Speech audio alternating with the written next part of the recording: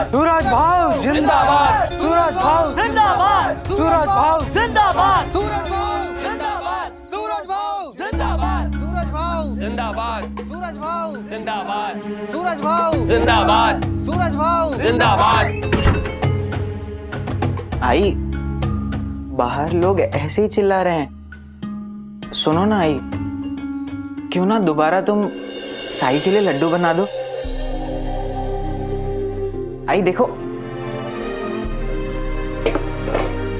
आई आई मैं बूंदी ले आया हूं। अगर तुम जल्दी से लड्डू बना दोगी तो साई के भोजन के समय से पहले मैं उन्हें पहुंचा सकूंगा। लीजिए।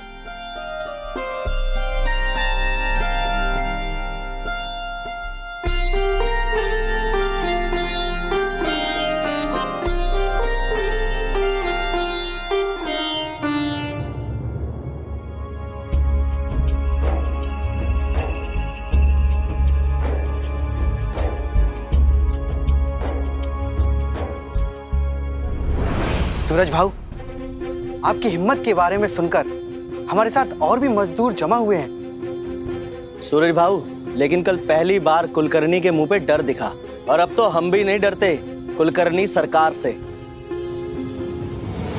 साई ने कहा है कि मजदूर द्वारका माई में है और वहां से फिर मिल जाएंगे। शांतिपूर्ण तरीके से समस्या का समाधान निकालने के लिए बात होगी।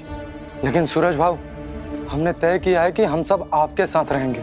साईं का मैं बहुत सम्मान करता हूँ, लेकिन ये साधु संत की बात, ये अहिंसा की बात कुलकर्णी जैसे चोर लुटेरे आज तक नहीं समझ पाए, तो अब क्या समझेंगे? जो जैसा है उसके साथ वैसा ही करो, यही दुनिया का नियम है। बिल्कुल सही कहा सूरज भाऊ।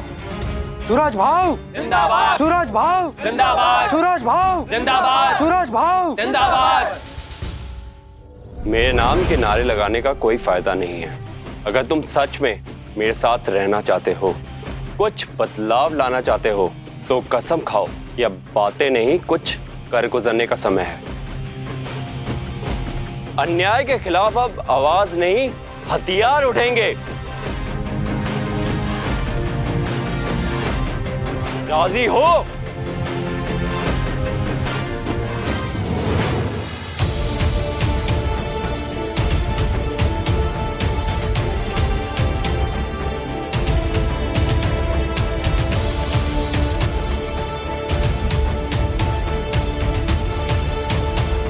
राजी है।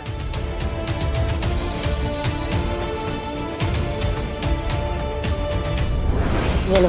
बचाओ, नहीं छोड़ूंगा मैं तुम्हें आज। मुझे माफ कर दो। चेतन उठ।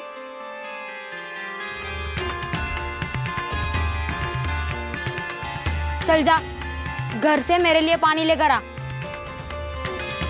ऐसे कैसे बात कर रहे हो तुम मुझसे? ज्यादा बोलने की जरूरत नहीं है, जो बोला है वो कर। मैं क्यों लेकर आऊं पानी?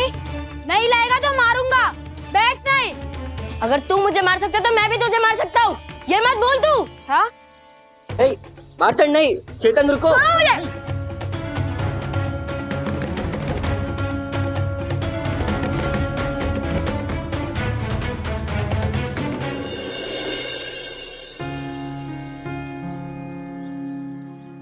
चेतन, मुझे भी प्यास लगी, क्या तुम मेरे लिए पानी लाओगे?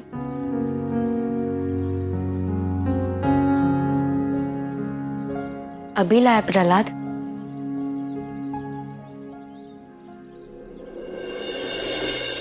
चेतन, जरूरत नहीं है। साई ने देखा तुम सब जो कर रहे थे और उससे प्रहलाद को भी बहुत दुख हुआ। इसीलिए साई ने एक जरूरी बात समझाने के लिए मुझसे नाटक करने को कहा। मार्तंड ने हिंसा करके अपनी बात मनवानी चाहिए, लेकिन चेतन नहीं माना और प्रहलाद ने इससे प्यार से पानी लाने को कहा तो ये तुरंत मान गया। यही फर्क होता है हिंसा और अहिंसा में।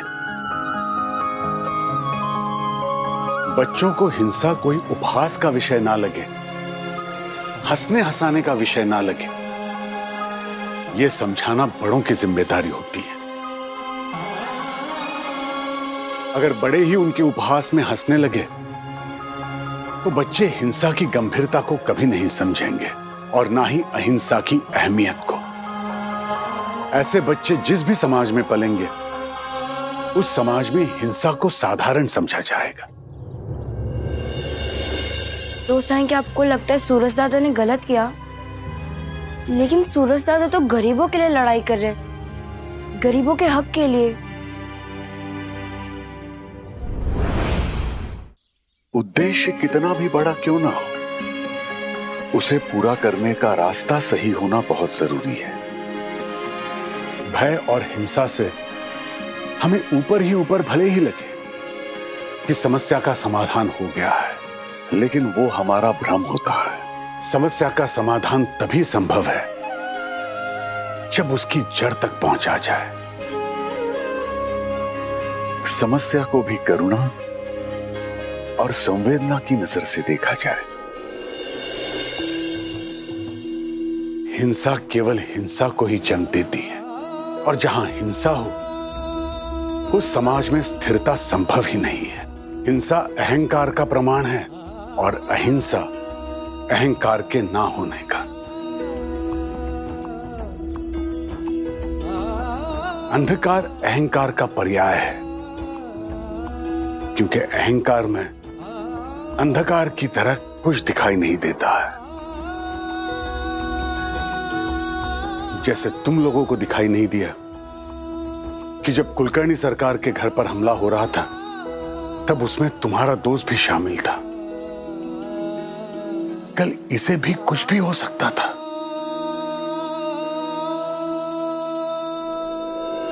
हमें माफ कर दो प्रहलाद। हमें माफ कर दो प्रहलाद। हम समझ गए साई, लेकिन साई हमारे परिवार के भी कुछ लोग मिल में काम करते हैं। हम उनके लिए कुछ करना चाहते हैं, लेकिन क्या करें साई? मैंने चंदू से संदेश भिजवाया था।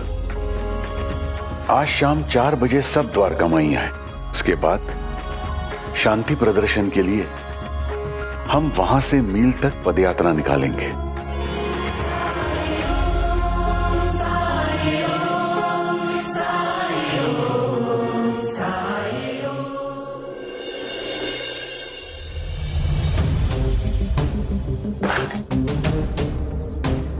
देख लिया आपने,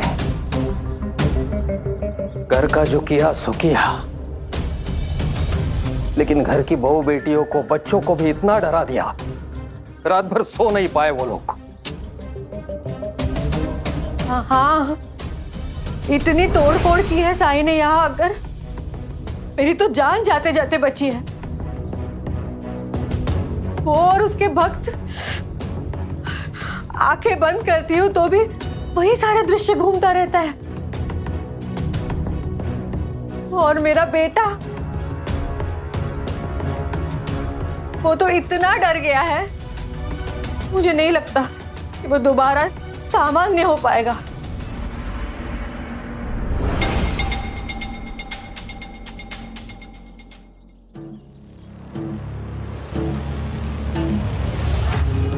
लेकिन मैंने जो साईं के बारे में सुना है, एक बूढ़ा आदमी इतना बड़ा वायलेंस कर सकता है, आई डोंट बिलीव इट।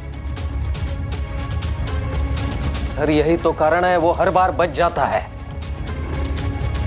लेकिन अगर आपको असलियत खुद अपनी आंखों से देखनी है तो 4 बजे आप खुद द्वारका माई जाइए, सब सबूत मिल जाएंगे आपको।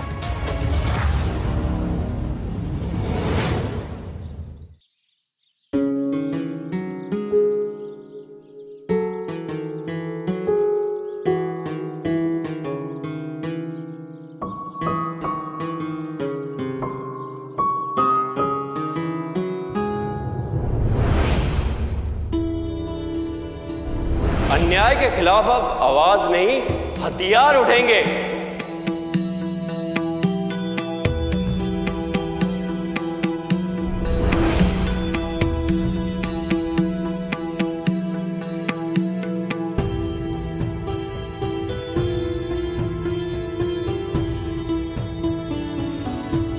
विशाल, अब तू भी खाना खा ले।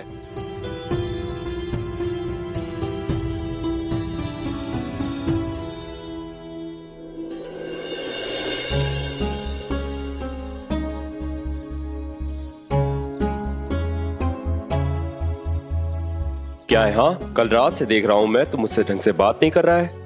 आज जब मजदूर लोग आपके नाम के नारे लगा रहे थे, तब आई अचानक से चौक उठी और दरवाजे की तरफ जाने लगी। जानते हैं क्यों?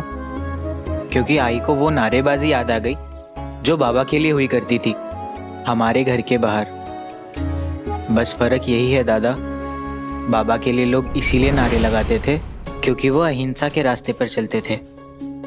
लोग उन्हें साधु और संतों जैसा सम्मान देते थे। लेकिन आपके नाम के नारे लोग इसीलिए लगा रहे हैं क्योंकि कल रात आपने किसी के घर हमला किया था और अपने साथ ही साथ दूसरों को भी हिंसा के लिए उकसा रहे थे। वो तो मैंने आई को रोक लिया और उन्होंने आप में से किसी को भी लाठियां उठाते नहीं देखा। अगर आई देख लेती तो उन पर क्या बीतती। कैसे दादा, बाबा के बेटे होकर आप ऐसा कैसे कर सकते हैं? बाबा की दिए गए शिक्षा, उनके संस्कार सब भूल चुके हैं क्या आप? बाबा के बारे में मुझे मत सिखा। बाबा के आदर्शों से बाबा को क्या मिला? जान से मार दिया उन्हें हमारे सामने, और हम अहिंसा का पाठ पढ़ के कुछ नहीं कर पाए। ये दुनिया अहिंसा पे चलने वाले लोगों को कमजोर समझती है, लेकिन मैं कमजोर नहीं।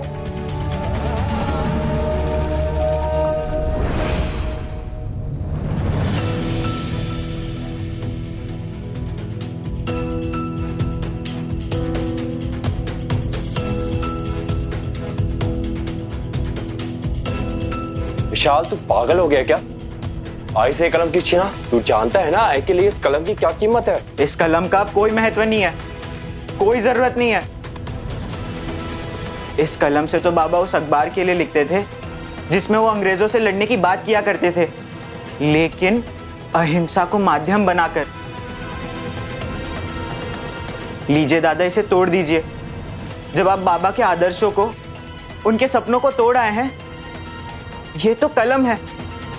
जब बाबा की यादों को छोड़ आए हैं कहीं दूर, तो फिर इस कलम की क्या कीमत आपके लिए? इसे आप नहीं तोड़ेंगे दादा तो मैं तोड़ दूंगा।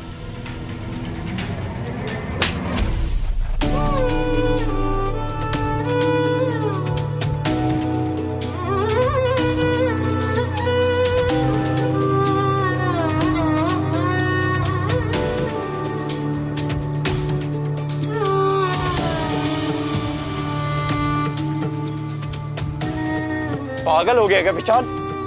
भूल गया तू कि बाबा के जाने के बाद मैं उनके ही आदर्शों पे चला, लेकिन बदले में। जानता हूं दादा, लेकिन आप अपना नहीं, कम से कम आई का तो सोचिए। आज भले ही उन्हें कुछ ना समझ आता हो, लेकिन जब वो ठीक होंगी और उन्हें पता चलेगा कि आप क्या कह रहे हैं, तो उन्हें दुख नहीं होगा? मेरी हिंसा लोगों की भलाई के लिए है विशाल, उनके हक के लिए लड़ रहा हूं मैं। जब आई को ये पता चलेगा तो वो मेरा साथ जरूर देंगे। आई कभी हिंसा का साथ नहीं देगी दादा, और ना ही मैं।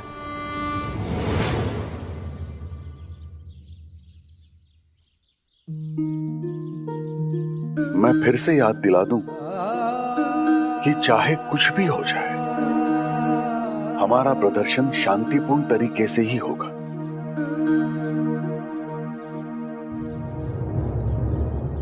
साई, हम तो शांति और अहिंसा के मार्ग पे चलेंगे, लेकिन क्या बलवंत जी और कुलकर्णी सरकार पे उसका असर होगा? सूरज ने तो शुरुआत में कोशिश की भी थी, लेकिन उसका परिणाम सब जानते हैं। सत्य और अहिंसा के मार्ग पर निकल पड़ना कठिन है, लेकिन उससे भी कठिन है उस मार्ग पर डटे रहना, खासकर जब चुनौतियां सामने हो, जब समय लगे। जो उस मार्ग पर डटा रहा, जो उस मार्ग पे डगमगाया नहीं, उसकी विजय निश्चित है। और सबसे बड़ी बात, जब तक हम एक हैं, हम में से कोई भी बहकावे में नहीं आया, तब तक कोई कुछ नहीं बिगाड़ सकता है।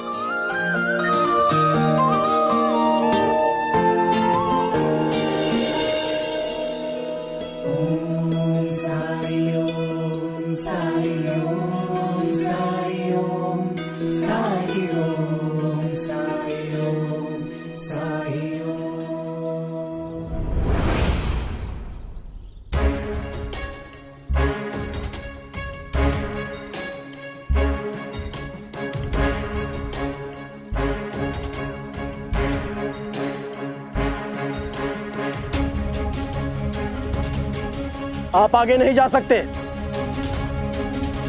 कारण जान सकता हूं? हमारे पास आपके खिलाफ कंप्लेंट है। कल रात को जो कुलकर्णी सरकार के घर पर हमला हुआ है उसमें आप भी शामिल थे, और हमें यह भी खबर मिली है कि आज भी आप हिंसा का इरादा लेकर ही मिल में जा रहे हैं। सच्चाई यह है इंस्पेक्टर साहब कि हम शांति से प्रदर्शन करने जा रहे हैं, मजदूरों के साथ हो रहे अन्याय के खिलाफ। मैं तो कंफर्म करना चाहता हूं ताकि वायलेंस न हो, इसीलिए हमें आपके भक्तों की तलाशी लेनी होगी। चेक करो। जी सर।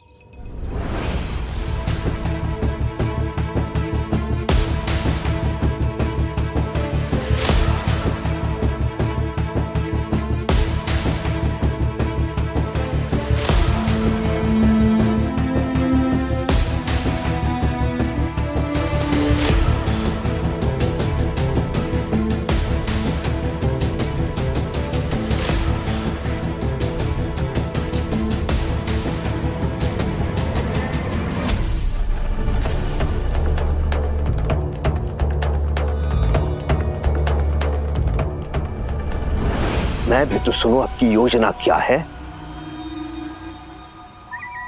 खबर यह है कि जिन मजदूरों को काम से निकाला गया है उनमें से कुछ मजदूर सूरज के साथ हैं और बाकी सारे उस साईं के साथ हमारे मिल के बाहर शांतिपूर्ण प्रदर्शन करने वाले हैं। ये तो सबको पता है, लेकिन ये किसी को पता नहीं है कि सूरज के साथ जो मजदूर हैं उनमें कुछ मजदूर ऐसे भी हैं जिन्हें मैं पहले ही खरीद चुका हूं। राजी है।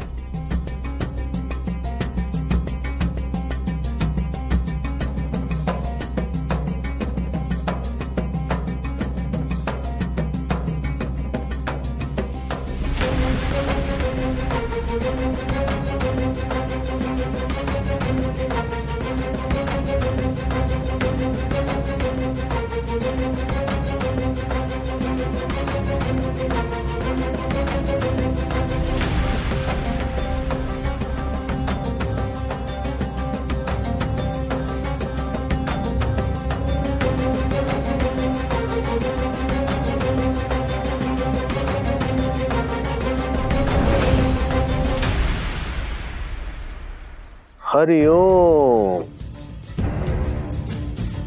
फिर ये कि जब वो फकीर अपने मजदूरों के साथ शांतिपूर्ण प्रदर्शन करने के लिए निकलेगा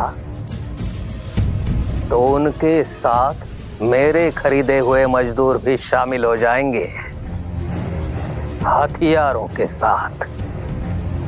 और इधर हम पुलिस को बता देंगे कि साईं का उद्देश्य शांतिपूर्ण नहीं लग रहा है, वो हिंसा फैलाना चाहता है।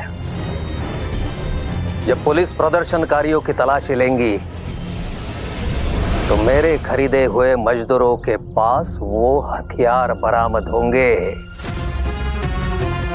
वो लोग जब पकड़े जाएंगे तो सब सोचेंगे कि सूरज ने ही ऐसा करवाया है अपने साथियों को भेजकर।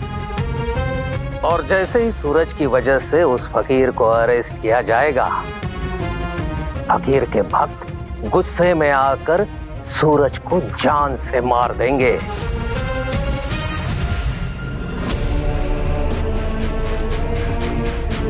हरिओम।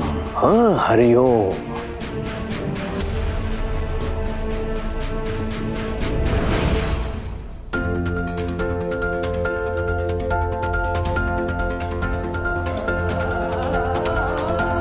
रुको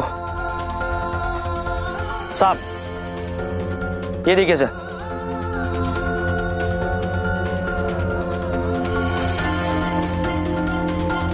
देखिए दरोगा साहब, हमें नहीं पता ये सब क्या है। हमारा उद्देश्य तो सिर्फ शांतिपूर्वक तरीके से विरोध करना था।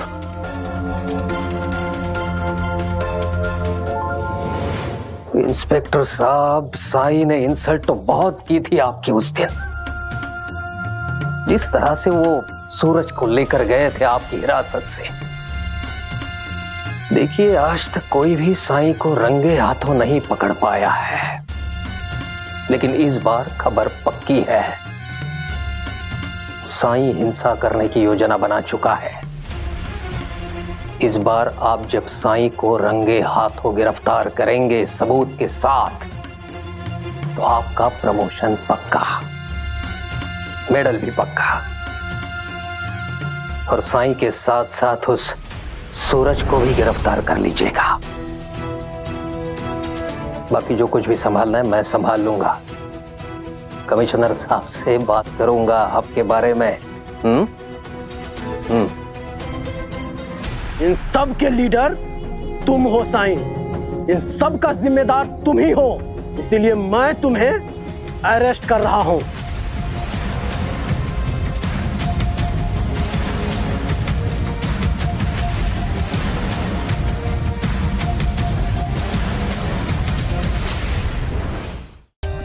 For more updates, subscribe to our channel, click the show links and enjoy watching the videos.